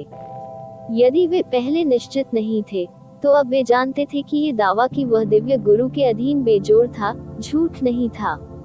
बेशक ये भी उतना ही सच था कि युचे ने उसे 2 बार आश्चर्यचकित किया था, लेकिन शायद ये सिर्फ इसलिए था क्योंकि उसने उस युवक को कमाका था। अब जबकि ज़िमिन क्यूई अपनी असली शक्ति का प्रदर्शन कर रहा था और यहाँ तक कि ड्रैगन कैचिंग स्पीयर का भी इस्तेमाल कर रहा था, युचे शायद हर किसी के चेहरे पर तरह तरह के भाव झलक रहे थे। युचे को छोड़कर हर कोई। वह युवक इतना शांत था कि यह कल्पनीय था कि वह ज़िमिन क्यूई द्वारा तिरछा किए जाने से 1 सेकंड से भी कम दूर था। ज़िमिन क्यूई के घातक हमले के जवाब में युचे ने जलती हुई बाईं हथेली उठाई। सचमुच उसका हाथ चल रहा था और भाले को पकड़ लिया। उसकी हरकत के कारण ज़िमिन क्यूई बुरी तरह चिल्लाने लगी, मैं पहले तुम्हारा हाथ नष्ट कर दूंगा। बजना। परिणामी टक्कर इतनी तेज थी कि कान के पर्दे फट गए और आत्मा ही बहरी हो गई। लेकिन जो वस्तु नष्ट हुई वह युचे की हथेली नहीं थी, बल्कि ड्रैगन कैच स्पीयर के आसपास की गहरी रोशनी थी। लाल रंग की लौ आसानी से शक्तिशाली पीली रोशनी को चीर देती है जैसे कि वह कागज हो। क्रूर दहाड़ अचानक एक दर्दनाक चीख में बदल गई। फिर उसके चारों ओर का गहन प्रकाश पूरी तरह से गायब हो गया। ज़िमिन क्यूई का पहले से ही विकृत चेहरा तुरंत पहले की तुलना में 2 गुना विकृत हो गया। उसकी घृणित पुतलियां भी शुद्ध भय में फैल गईं। युचे की हथेली अंततः ज़िमिन क्यूई के भाले के साथ संपर्क में आई और भाले के माध्यम से एक अकल्पनीय मात्रा में शक्ति प्रवाहित हुई और उसके पूरे शरीर को हिला दिया। पृथ्वी की गहन ऊर्जा दुनिया की सबसे रक्षात्मक गहन ऊर्जा थी और पत्थर उन सभी में सबसे अच्छा रक्षात्मक तत्व था। हालांकि युचे की हथेली ने ड्रैगन कैचिंग स्पीयर की ऊर्जा और ज़िमिन क्यूई की सुरक्षात्मक ऊर्जा दोनों को बिना किसी प्रतिरोध के तोड़ दिया था। हवा में खून जमा देने वाली चीख गूंज उठी और उसका दाहिना हाथ खून और खून की बौछार में बदल गया। विशेषकर उसकी दाहिनी हथेली पर सिर्फ हड्डियां थीं और उस पर खून लगा हुआ था। युचे ने आसानी से ड्रैगन कैचिंग स्पीयर को अपने हाथ में ले लिया। आप कहते हैं, एक हाथ नष्ट कर दो, उसने व्यंग्य किया। बढ़िया विचार है। उसने हथियार नीचे लाया और ज़िमिन क्यूई की दाहिनी छाती में भाला मारा। इसने युवा गठबंधन मास्टर को भाले वाली मछली की तरह जमीन पर गिरा दिया। अभी तक पूरा नहीं हुआ। युचे ने ज़िमिन क्यूई के सिर पर अपना पैर रखा और उसे एक बार फिर भूमिगत कर दिया। मैं ईमानदारी से विश्वास नहीं कर सकता कि आप किलिन पूजा के पुत्र हैं एलायंस। युचे ने धीमी हंसी भरी। तुम्हारे वरिष्ठों ने तुम्हारा ब्रेन वॉश कैसे किया? हेलियन शाही परिवार और मेरी पहली राजकुमारी को चुनौती देने का साहस देने के लिए उन्होंने आपसे क्या कहा? उद्धरण चिन्ह ... उद्धरण चिन्ह। हेलियन लिंगजू के दिल की धड़कनें तुरंत उसके शब्दों से खींच गईं। युवा मास्टर क्यूई जुआई लियानचेंग अंततः अपने सदमे से उबर नहीं पाया। गंभीर चेहरे वाले, उसने अपनी गहन ऊर्जा का उपयोग किया और यूचे के लिए दौड़ लगा दी। हालांकि मो कैंगयंग उसे रोकने के लिए ठीक समय पर सामने आ गए। टकराना, दोनों दिव्य गुरु आपस में भिड़ गए और एक दूसरे को दूर धकेल दिया। अपने पैरों पर खड़े होने के बाद मो कैंगयंग ने जुआई लियानचेंग की ओर विशैली दृष्टि से देखते हुए कहा, ये सोचना कि एक चौथे स्तर का दिव्य गुरु एक दिव्य संप्रभु पर हमला करेगा, क्या तुम्हें बिल्कुल भी शर्म नहीं है, जुआई लियानचेंग? हालांकि जुआई लियानचेंग ने उस पर कोई ध्यान नहीं दिया। वह इस पूरे समय यूचे को घूरता रहा था। यूचे ने जमीन क्यूई के सिर से अपना पैर हटा लिया और उसके धड़ पर लात मारी। युवा मास्टर और उसका भाला वापस जुआई लियानचेंग तक फिसल गया। दिव्य गुरु ने झट से अपने साथी को पकड़ लिया। जमीन क्यूई का दाहिना हाथ केवल हड्डियां था। उसका प्रिय ड्रैगन कैचिंग स्पीयर उसकी छाती में भाला से मारा गया था और उसकी खोपड़ी कम से कम 1 दर्जन स्थानों पर टूटी हुई होगी। वह पूरी तरह से बेहोश लग रहा था। हालांकि यह कहना असंभव था कि ये दर्द के कारण था या अपमान के कारण। जुआई लियानचेंग को लगा कि उसकी खोपड़ी रेंग रही है। उसने कभी नहीं सोचा था कि जमीन क्यूई इतना बुरा दिख सकता है। अब तक उसने ऐसा कभी देखा भी नहीं था। उसने अपना सिर उठाया और फिर से यूचे की ओर देखा। आप कौन हैं?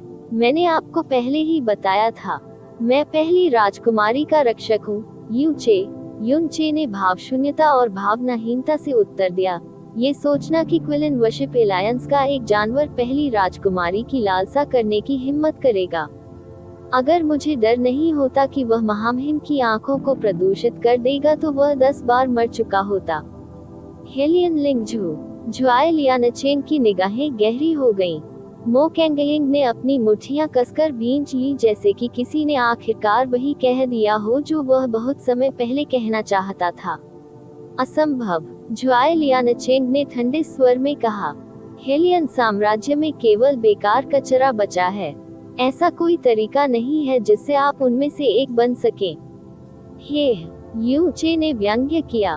बोल्डर प्रोफाउंड संप्रदाय के युवा गुरु, ऐसा कैसे है कि आपको अभी भी एहसास नहीं हुआ कि आप स्वनिर्मित बेवकूफ हैं? दरअसल, मुझे माफ कर दो, निस्संदेह कोई मूर्ख यह नहीं सोचेगा कि वे मूर्ख हैं। यदि ऐसा होता तो वे मूर्ख नहीं होते। आप, जुआई लियानचेंग बेहद गुस्से में था, लेकिन इस बार उसने तुरंत जवाब दिया। यूचे ने आगे कहा, क्या मैं गलत हूँ? आपके संस्थापक का शायद तब तक जन्म भी नहीं हुआ था जब हेलियन ने किलियन एबिस क्षेत्र पर कब्जा कर लिया था, और उस दिन से अनगिनत पीढ़ियां बीत चुकी हैं। आपने जो देखा वह हिमशैल का सिरा मात्र है। क्या आप सचमुच सोचते हैं कि कुछ वर्षों की गिरावट संचय की पीढ़ियों को कम करने के लिए पर्याप्त है? यदि आप विदूषक और मूर्ख नहीं हैं, तो कौन है? उद्धरण चिन्ह ... उद्धरण चिन्ह। हेलियन जीव की आंखें घूम गईं। यदि वह हेलियन साम्राज्य का सम्राट नहीं होता, तो उसने सोचा होता कि यूचे सच कह रहा था। जुआई लियानचेंग का रंग बार बार बदलता रहा। यूचे सिर्फ एक दिव्य संप्रभु था, और फिर भी वह उसे देख रहा था, एक चौथे स्तर का दिव्य गुरु, जैसे वह एक चींटी हो। उसके तिरस्कार के साथ सहानुभूति का पुट भी मिला हुआ था। क्या उसने और बाकी सभी ने वास्तव में हेलियन साम्राज्य को कम आंका था? इसी क्षण मो कैंगयंग ने घोषणा की, आपको चले जाना चाहिए, यंग मास्टर जुआई। आप नहीं चाहेंगे कि आपका दोस्त अपना हाथ खो दे, है ना? जुआई लियानचेंग ने जमीन क्यूई पर नजर डाली और अंततः अपना मन बना लिया। जाने से पहले उन्होंने कहा, मैं इसे याद रखूंगा, हेलियन। बेहतर होगा कि आप क्विलिन वर्शिप एलायंस और सीनियर जमीन के क्रोध का सामना करने के लिए तैयार रहें। उद्धरण चिन्ह ... हम आपको विदा नहीं करेंगे। हेलियन जीव को आखिरकार फिर से अपनी आवाज मिल गई। हम्फ। जुआई लियानचेंग ने जमीन क्यूई और ड्रैगन कैचिंग स्पीयर उठाया।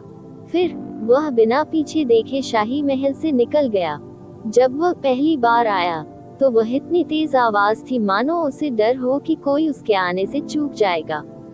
अब वह अपनी पूंछ को अपने पैरों के बीच में रखकर जा रहा था। उसका साथी बेहोश था और उसके पूरे कपड़े पर खून लगा हुआ था। अनगिनत लोगों ने ये दृश्य देखा होगा। भगवान ही जानता है कि अफवाहें कैसे फैलेंगी। क्या तुम्हें चोट लगी है, यू चे? हेलियन लिंगजू ने कुछ कदम आगे बढ़ाए जैसे कि वह यू चे को छूना चाहती हो, लेकिन अंत में उसने हेलियन ज्यू का साथ नहीं छोड़ा। हालांकि ये स्पष्ट था कि वह यू चे को पहले से बिल्कुल अलग देख रही थी। उसकी आंखों के पीछे घूमती असंख्य भावनाओं का वर्णन शब्दों में नहीं किया जा सकता। युन चे मुस्कुराए, मैं पूरी तरह से सुरक्षित हूँ। आपको चिंता करने की कोई बात नहीं है, महामहिम। यू चे। इसी समय हेलियन जू ने रौबदार आवाज में पूछा, आप कौन हैं? मैंने आपको पहले ही बताया था। गंभीर चोटें लगने के बाद मैंने अपनी यादें खो दी। मुझे नहीं पता कि मैं कहां से आया हूँ, यू चे ने स्पष्ट रूप से उत्तर दिया। यदि आप कुछ नहीं जानते, तो आपको इस तरह से कार्य करने की हिम्मत कैसे हुई? वह अपने दिल पर हाथ रखकर भी जोर से और दबंगई से बोला, क्या तुम्हें पता है कि तुमने आज किसे पीटा है? क्या आप जानते हैं कि आप मेरे हेलियन के लिए कितनी बड़ी त्रासदी लाएंगे? हे युन चे मुस्कुराया और सीधे हेलियन जू का सामना करने के लिए घूम गया। खून से सने पत्थर को अपने पैरों के नीचे कुचलते हुए उसने अपने होठों को एक मजाकिया मुस्कान में घुमाया और कहा, जब दो जूनियर आपके दरवाजे में घुस आए और हेलियन की गरिमा को खत्म कर दिया, तो आप अपनी जीप से उनके जूते चमकाने के लिए इंतजार नहीं कर सकते थे ताकि वे आगे बढ़ सकें। ये कुछ और है। मैं वह हूँ जिसने आपके लिए आपकी गरिमा वापस ले ली, लेकिन आप मुझ पर ऐसे हावी हो रहे हैं जैसे कि मैं ही आप पर क्रोधित हूँ। सचमुच, आप मेरे जीवन में अब तक मिले सबसे प्रभावशाली सम्राट हैं। यू चे अपने ताने से बिल्कुल भी पीछे नहीं हटे। हेलियन ज्यू का रंग तुरंत चुकंदर जैसा लाल हो गया। आप? हेलियन ज्यू ने यू चे की ओर कांपती हुई उंगली उठाई क्योंकि उसका दिल एक बार फिर उसकी छाती में दर्द से धड़क रहा था। यह इतना बुरा था कि वह वहीं लगभग बेहोश हो गया। मो कैंगइन को अभी अपने अपमानित सम्राट का बचाव करना चाहिए था, लेकिन इस बार उन्होंने चुप रहना चुना। पिताजी, हेलियन लिंगजू ने जल्दी से हेलियन ज्यू का हाथ नीचे दबा दिया। ज्वाई लियानचेंग और जिमेन क्यूई हमारी गरिमा के साथ खिलवाड़ कर रहे थे। ये भी सच है कि युन चे ही वह व्यक्ति है जिसने उन्हें हराया और हमारा गौरव वापस जीता। हेलियन ज्यू ने जवाब दिया, ज्वाई लियानचेंग और जिमेन क्यूई की परवाह कौन करता है? जैसे कि हमें एक ऐसे लड़के की जरूरत है जो न जानता हो कि वह हमारे व्यवसाय में कहां दखल दे। वास्तव में जो बात भयावह है वह है पीछे के गुट। ये सच है कि ज्वाई लियानचेंग और जिमेन क्यूई बेकार हैं। युन चे ने हेलियन जू को निर्दयता से रोका, लेकिन वे वही हैं जिन्हें किलिन वर्शिप अलायंस ने किलिंग गॉड कॉन्फ्रेंस और सचमुच आपके राजवंश के प्रतिस्थापन जैसे महत्वपूर्ण मामलों पर चर्चा करने के लिए भेजा था। आप क्या सोचते हैं इसका क्या मतलब है, सम्राट? हेलियन ज्यू का चेहरा सख्त हो गया। अब तक युन चे उसे स्पष्ट हिकारत से घूर रहा था। सबसे पहले मुझे आश्चर्य हुआ कि दो कनिष्ठ आपके महल में घुसने और ऐसा व्यवहार करने की हिम्मत क्यों करेंगे जैसे कि वह स्थान उनका ही है। हालांकि उत्तर तुरंत ही सामने आ गया। ऐसे रीढ़हीन, माफ करें, आप जैसे कमजोर सम्राट के साथ सिंहासन पर बैठे दो कनिष्ठ कुछ भी बताने के लिए काफी हैं। अब मुझे समझ में आया कि क्यों प्रथम राजकुमारी को साम्राज्य के भविष्य की रक्षा के लिए कड़ी मेहनत करनी पड़ी। युन चे के शब्द सीधे हेलियन जू के कमजोर स्थान पर भाले की तरह थे। उसका चेहरा घूम गया, लेकिन इस बार यह उसके दिल के दर्द के कारण नहीं था। उसने हेलियन लिंगजू का हाथ दूर फेंक दिया और चिल्लाया, और तुम मेरी कठिनाइयों के बारे में क्या जानते हो? आप एकमात्र भाई जूनियर हैं जो ये भी नहीं जानता कि वह कौन है या कहां से आया है। जैसे कि तुम्हें मुझ पर कुछ भी आरोप लगाने का अधिकार है। हेलियन ज्यू की प्रतिक्रिया यू चे की तिरस्कारपूर्ण मुस्कान के विपरीत थी। यदि उनकी प्रतिक्रियाएं उलट दी जाती तो ये बिल्कुल सामान्य दृश्य होता, लेकिन ऐसा नहीं था। इसे हल्के ढंग से कहे तो ये हास्यप्रद था। ज्वाई लियानचेंग ने उल्लेख किया, अभिभावक पूर्वज। यू चे अब हेलियन ज्यू की ओर देख भी नहीं रही थी। मैं शर्त लगाने को तैयार हूँ कि वह आधा भगवान है। शुद्ध भूमि और 6 देवताओं के साम्राज्य से परे कोई सच्चा देवता नहीं था। ये संभावना नहीं थी कि इस दूरस्थ स्थान पर कोई दैवीय सीमा क्षेत्र का गहन अभ्यासी मौजूद होगा। इसलिए दैवीय विलुप्ति क्षेत्र संभवतः सीमा थी। युनचे को ये जानने के लिए कि वह सही था, हेलियन जीव की टेढ़ी मेढ़ी निगाहें देखने की जरूरत थी। आधे ईश्वर को खत्म करना आसान नहीं हो सकता। मछलियां मर सकती हैं, लेकिन जाल खराब हो जाएगा। यही कारण है कि क्विलिन उपासना गठबंधन और 3 संप्रदायों के लिए सबसे अच्छा परिदृश्य हेलियन को अपनी मर्जी से आत्मसमर्पण करने के लिए मजबूर करना है। शाही परिवार के लिए इसे संभालने का आपका सबसे अच्छा तरीका है कि जितना संभव हो उतना मजबूत व्यवहार करें और धोखा दें। जितना अधिक आप मजबूत होने का दिखावा करेंगे, उतना ही अधिक क्विलिन पूजा गठबंधन और 3 संप्रदाय आपसे सावधान रहेंगे। आखिरकार आप 100 से अधिक युगों के संचय वाले राजवंश थे। अगर झांसा ठीक से दिया गया हो तो कोई भी 2 बार सोचेगा। दुर्भाग्य से युचे ने उपहास में अपना सिर हिलाया। हेलियन का वर्तमान सम्राट एक कमजोर, रक्तहीन काय है जिसने अपना सारा दिन कल के डर से कांपते हुए बिताया। आपने अपने दुश्मनों को अपने संचय के बारे में, यहाँ तक कि अपने अंडव्य के रंग तक, सब कुछ बता दिया होगा, है ना? इस तरह आप उस बिंदु पर पहुंच गए जहां 2 जूनियर आपके साथ ऐसे खिलवाड़ कर सकते हैं जैसे किसी बच्चे से कैंडी लेना। बिल्कुल शर्मनाक। शुरू से अंत तक जिमिन क्यूई और ज्वाई लियानचेंग ने कभी भी हेलियन जू के साथ कोई सम्मान नहीं किया। इससे पता चलता है कि क्विलिन वर्शिप एलायंस और 3 संप्रदायों ने उसके बारे में कितना कम सोचा था। यहाँ तक कि उनके कनिष्ठों ने भी तथाकथित सम्राट के प्रति कोई सम्मान नहीं रखा। मानो ये पर्याप्त शर्मनाक नहीं था, क्विलिन वर्शिप एलायंस सचमुच आपको अपने सिंहासन के लिए पद छोड़ने और अपना साम्राज्य छोड़ने का आदेश दे रहा है। और आपने क्या किया? आप मान करते हैं कि आपकी बेटी की शादी उनके उत्तराधिकारी से हो, न कि उनके आम बेटे से। जैसे कि क्या आप अभी मुझसे मजाक कर रहे हैं? हा हा हा हा हा हा। युनची जोर से हंसा। यह कोई आश्चर्य की बात नहीं है कि साम्राज्य ऐसी स्थिति में है। उद्धरण चिन्ह उद्धरण चिन्ह। मो कैंगयिंग मुश्किल से अपने चेहरे के हाव भाव को नियंत्रित करने में कामयाब रहे। युनचे सम्राट को उसके चेहरे पर शर्मिंदा कर रहा था, तो उसे क्रोध के बजाय संतुष्टि क्यों महसूस हो रही थी? तुम। हेलियन जीव हवा में पत्ते की तरह कांपने लगा। वह एक सम्राट था और अपने सबसे अपमानजनक दिनों में भी उसे इतना अपमानित नहीं होना पड़ा था।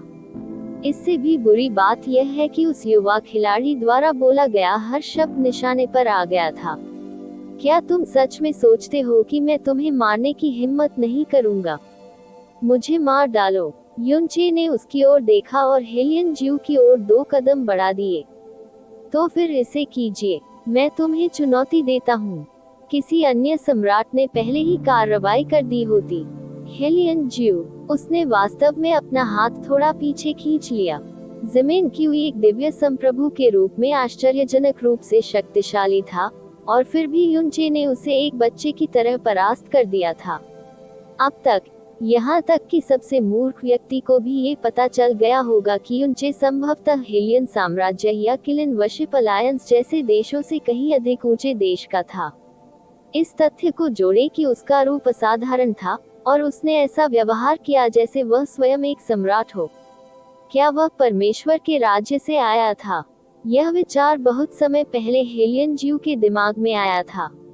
एक व्यक्ति का स्वभाव उनकी हड्डियों में अंकित हो गया था, और दुर्भाग्य से हेलियन का स्वभाव बिल्कुल काय का था। स्वाभाविक रूप से हेलियन जू कभी भी युनचे पर हाथ उठाने की हिम्मत नहीं करेगा, तब तक नहीं जब तक कि वह कम से कम उसकी पृष्ठभूमि का पता नहीं लगा लेता। इस तरह के और अपडेट के लिए कृपया हमारे चैनल ऑडियो बुक्स 108 को सब्सक्राइब करें और नोटिफिकेशन सक्षम करें। धन्यवाद।